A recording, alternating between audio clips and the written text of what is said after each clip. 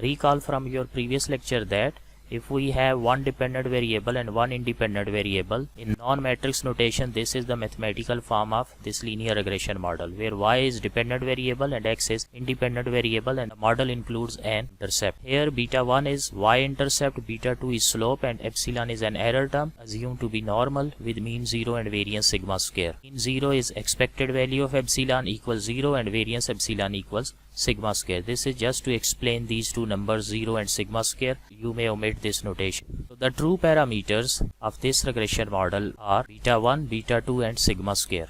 In matrix notation we can write this model in matrix form as big Y equals big X big beta plus big epsilon, where big epsilon is multivariate normal with mean null vector O and covariance matrix sigma square identity.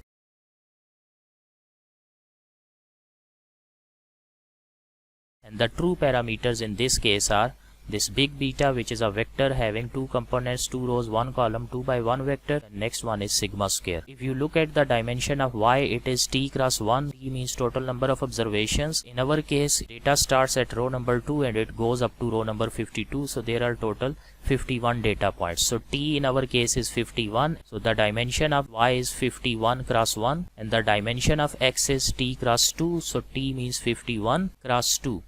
So 2 means 2 columns and 51 rows. So please note that the first column of this big X matrix is a vector containing all values 1, the vector of ones. The second column in matrix X is the values of this variable X, which is % in our case. So I'm going to insert a new column here, and here in this new column I am going to add a vector of ones. So now this is our X matrix. You can see that the first column is a vector of ones, and the next column is vector of these X values, and then this beta is 2 cross 1 vector having these two components beta 1 and beta 2. Since we know that these true parameters in matrix form or non-matrix form, they are unknown, unobserved, we can only estimate them. We can make a guess about these unknown parameters using some suitable method on some collected sample data. So here we have the data now, so we can estimate these true parameters using some suitable method.